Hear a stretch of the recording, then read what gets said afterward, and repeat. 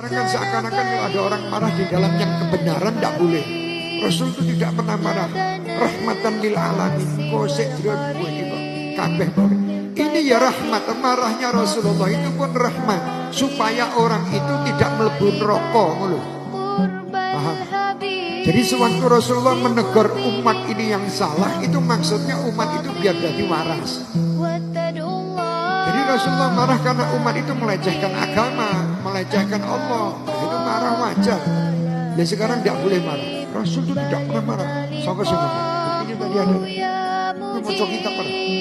Dan kamu tidak pernah mau kitab. Google ini gak wajar. Tadi gue setelah sekarang udah ngomong artinya Rasul itu tidak pernah marah. Rahmatan, iya tidak marah kalau urusan pribadi. Tapi kalau urusan Allah dan Rasulnya, urusan istilahnya agama, tegas Rasulullah di depan sendiri.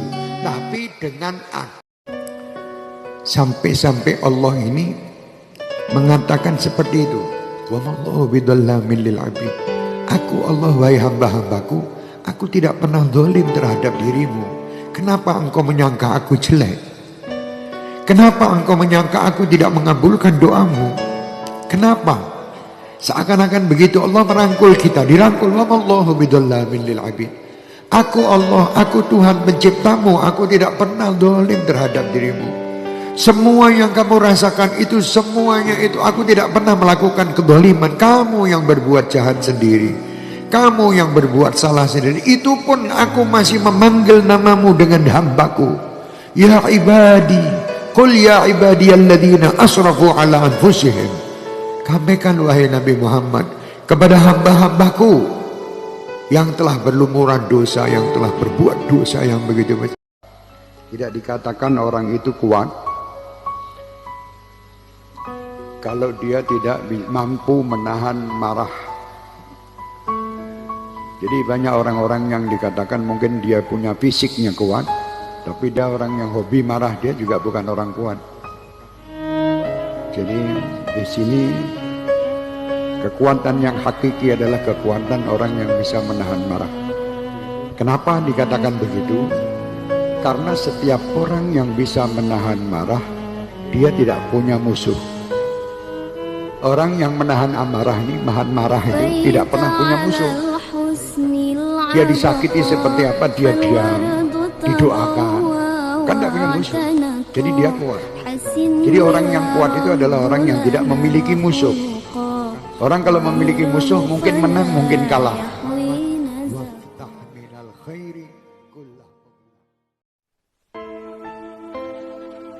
Apa yang bisa menjadi kenikmatan di muka bumi ini? Apa coba? Harta yang kalian miliki tidak ada artinya harta. Tidak ada artinya kekayaan, tidak ada artinya pangkat, tidak ada artinya apapun yang Anda miliki di dunia ini kalau Anda tidak mempunyai rasa cinta oleh Nabi kepada Nabi Muhammad atau tidak dicintai Nabi Muhammad. Tidak ada artinya. Semua ini hangus, semua ini tidak ada manfaat. Para ulama mengatakan bagaimana saya ini bisa merasa aman kalau Rasulullah SAW tidak cinta kepada saya. Tidak ada keamanan. Makanya kita selalu, apa gunanya kita sholat? Apa gunanya kita kirim sholat? Tidak ada lain. Kita ingin mendapatkan syafaat beliau. Apa yang diinginkan? Semua yang kita miliki sirna. Dan tidak sedikit pun dia akan membawa kita menuju kenikmatan kalau semua yang kita miliki tidak kita hadiahkan untuk Nabi Muhammad sallallahu alaihi wasallam. Ikhlas tenan. Dan pahala yang terbaik katanya yang ikhlas itu nyingkirkan sesuatu di jalan ya, yang menghalangi orang jalan. Itu biasanya anak waktu gede kewenek lewat, itu kamu biasanya nyingkirkan mau pamer apa arep halu-halu sih. Assalamualaikum warahmatullahi wabarakatuh. Wahai penduduk Semanggi Kidul, saya minta maaf ingin menyingkirkan batu ini ke samping. Tidak mungkin. Itu refleks kamu langsung ngambil batu itu kamu singkirkan. Ikhlas lillahi ta'ala. Itu ibadah kaya ngene gua ajarane dhuwur mbok kira elek. Nyingkirkan duri di pinggir jalan gua ajarane wah subhanallah. Lah nek kamu tuh kepingin uripmu ayem, tenang, tentrem, berbuat baiklah setiap hari. Sewaktu stres itu jalan golek watu. Neng dalan singkirno. Itu hilang stresmu. Enak ibu-ibu arep nyebrang ora iso nyebrang sebrangno. Ketahuan, tapi orang lain tidak tahu. Menutup kejelekan orang lain kepada itu ibadah dan pahalanya besar. Ayo saiki aja sok buka EP wong liya ya.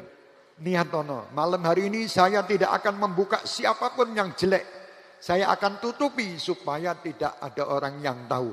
Siapa yang menutupi kejelekan saudara muslim yang lain, dia akan ditutupi oleh Allah kejelekannya nanti. Itu nanti. Aman minggu wong-wong sing ngono. Lah apalagi yang penyebar berita hoak kuwi.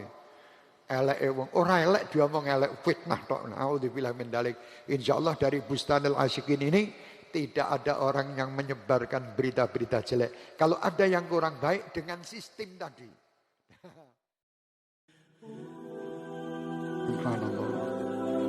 Surga ini aku haramkan kepada seluruh makhlukku sebelum dimasuki oleh Rasul Muhammad SAW dan umatnya. Jadi umat-umat ini terdahulu kuharamkan untuk masuk ke dalam surga sebelum Nabi Muhammad dan umatnya dulu masuk. Allahumma salli wa sallim alaihi. Qala wa ma ummatu. Nabi Musa heran ini. Sopo umatnya kok hebat ini? Iya umatnya itu bagaimana? Mereka ini adalah umat Nabi Muhammad, adalah umat yang selalu bersyukur. Dikatakan bahwa ciri-ciri di sini, adapun sifat-sifat umat Nabi Muhammad SAW itu, yaitu suka memuji Allah kapan saja, di mana saja, dan dalam keadaan bagaimanapun, lisan mereka selalu basah karena zikir kepada Allah serta menghayati kehadiran Allah dimanapun mereka berada. Itu umat kanjeng. Hati-hati. Jangan sampai kita nanti diguyoni setan. Setan kalau lihat kita, setan. Lu aku ki heran delok awakmu ngomong setan. Saya ini cuma sekali sombong tok, saya sampai seperti ini, kamu sombong komplit. Kok berani men kamu sama Allah? Saya ya heran, kamu ini mau masuk nerakanya, kamu itu lebih jero timbang aku. Lebih jero. Kamu ndonga sama Allah aja nuntut. Saya minta dengan keyakinan. Kamu minta tidak dengan keyakinan malah nyalahke. Ya toh kita. Ya Allah, mengapa? Wah, ini katanya setan, orang kayak gini kok minta. Kata setan, ayo terus sing enak. Salahno Gusti Allah.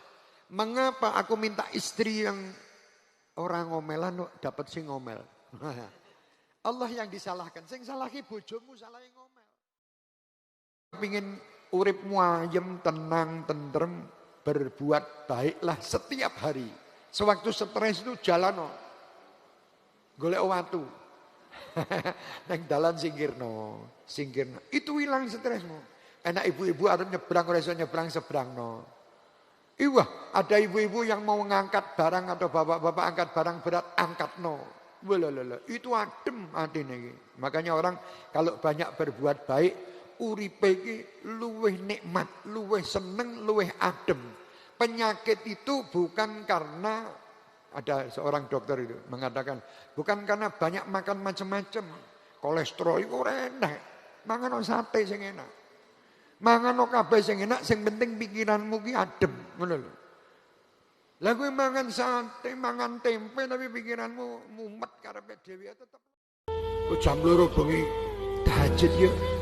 Ini orang mau pamer tapi ya itu gayane ngejak tapi kepinginnya pamer. Suami istri surah mungkin belas.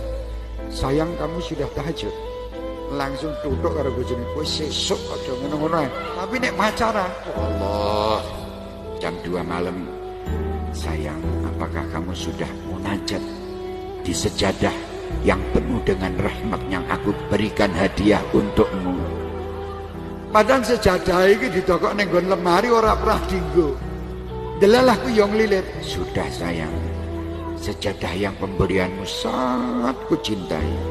Setiap aku sujud aku ingat kamu. Lho, lah ora eling Gusti Allah lagi berarti. Akale iki lah kaya ngene iki lho, model milenial. Ini orang-orang milenial itu modelnya seperti itu. Setiap aku sujud ingat kamu. Lah ya berarti salatmu ora khusyuk blas.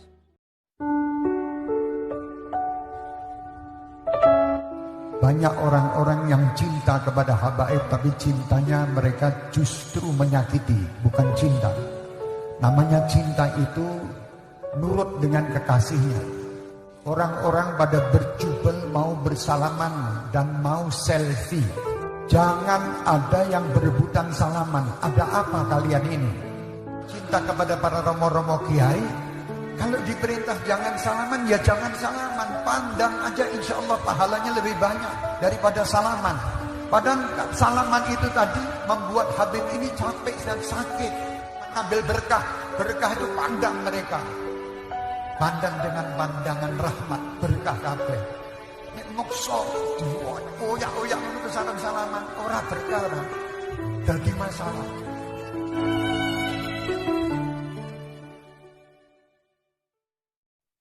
Di Indonesia mulai dirong-rong orang-orang anti sholawat, orang-orang yang anti sholawat, anti tahlil, anti ini yang akan menghancurkan negara nanti. Soalnya membuat perpecahan di antara masyarakat kita. Dengan dalilnya Al-Quran, katanya badan Al-Quran sing digowo. Hei bangsaku, jenengan niku ahli sunnah wal jamaah NU ini bukan orang bodoh. Orang yang tahu kalau sampai tahlilan itu syirik. NU pertama yang akan melarang tahlilan. Masa ulama-ulama NU kabeh syirik mlebu neraka, sing mlebu surga kuwi to. Kalau sampai orang-orang NU ini tahu bahwa tahlilan itu syirik, bahwa ziarah kubur itu syirik, tidak mungkin dibolehkan kita ini ziarah kubur. Menuhankan kuburan syirik. Menuhankan itu bagaimana tuh nyembah. Kalau saya mencium tangan ayah saya atau sungkem sama ayah saya dikatakan syirik, berarti panjenengan orang yang paling bodoh di dunia ini. Mengaku sungkem karena bapakku kok syirik menyembah bapaknya. Wahai adik-adikku, wahai pemuda-pemudi, panjenengan niku abot berat. Pemuda-pemudi zaman sekarang ini tidak sama zaman-zaman dahulu. Zaman dahulu itu fasilitas untuk menjadi orang yang baik itu gampang. Untuk menjadi orang yang rusak itu sulit. Sekarang di rumah pun kita bisa rusak. Tidak usah keluar. Dengan internet, dengan Facebook, dengan macam-macam, bisa kita di rumah. Tetapi itu semua hanya gambaran. Kalau kita tidak menghampirinya, kita tidak mungkin kena. Tapi kalau kita mencari atau mendekatinya, pasti kita akan tergilas dengan keadaan-keadaan yang ada saat ini. Ayo kita bangkit. Kegembiraan itu luas, kenikmatan itu luas. Nikmat yang paling nikmat hakiki adalah nikmat sewaktu saya tidak bermaksiat. Itu nikmat yang hakiki.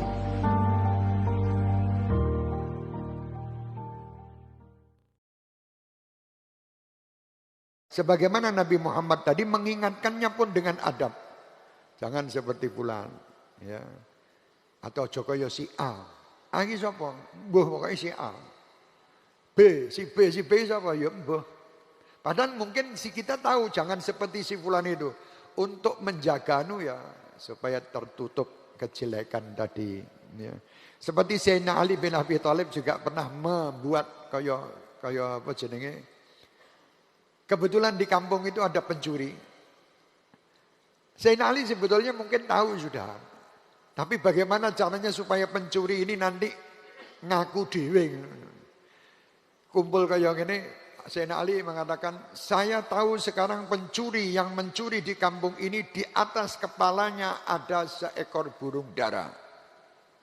Sing maling, wah iki ketok tenan iki. Ramadan akan meninggalkan kita. Sudahkah bekas-bekas Al-Quran itu nempel pada tubuh kita? Sudahkah bekas-bekas taubat itu nempel pada tubuh kita? Sudahkah bekas-bekas sholat tarawih itu ada pada diri kita? Sudahkah bekas-bekas munajat itu ada pada diri kita? Kalau belum, ayo, mari ke depan masih ada waktu kita untuk bertobat kepada Allah. Ya Allah, Ramadan akan meninggalkan kami. Ya Allah, Ramadan akan pergi. Ya Rabb, kami berharap jadikan perpisahan ini perpisahan yang sementara. Ya Rabb, jadikan Ramadan datang lagi kepada kami. Wahai Ramadan, Engkau akan meninggalkan kami. Engkau akan kembali ya Ramadan. Apakah Engkau masih ingin kembali kepada kami? Atau ajal yang akan mendatangi kami? Wahai Ramadan, orang-orang pada senang dan cinta kepada Al-Quran berkat bulanmu. Jadi wahai umat Islam, kalian jangan kecil hati kalau tidak dapat dunia. Kadang kalian ini merasa bahwa kenapa saya sudah sholat, kenapa saya sudah ikut majelis taklim dan ikut sholawat, kenapa saya sudah ikut para habaib, para kiai, para ulama, kenapa saya sudah iktikaf, Kenapa saya sudah puasa? Kenapa saya sudah begini dan begini tetapi hidup saya masih seperti ini, tidak mampu atau miskin? Orang yang samping saya, dia seorang kafir, dia tidak ibadah, dia tidak taat dan tidak percaya dengan Allah, dia mendapatkan apa yang dia inginkan. Orang ini lupa dengan apa yang disampaikan Rasulullah SAW. Kalau dia tahu bahwa dunia ini tidak ada artinya untukmu, dia akan merasa alhamdulillah betul apa yang disampaikan beliau. Tidak ada artinya. Nanti apa yang kalian akan dapatkan? Saya akan dapatkan nanti di akhirat yang tidak didapatkan orang-orang kafir yang ada di muka bumi ini.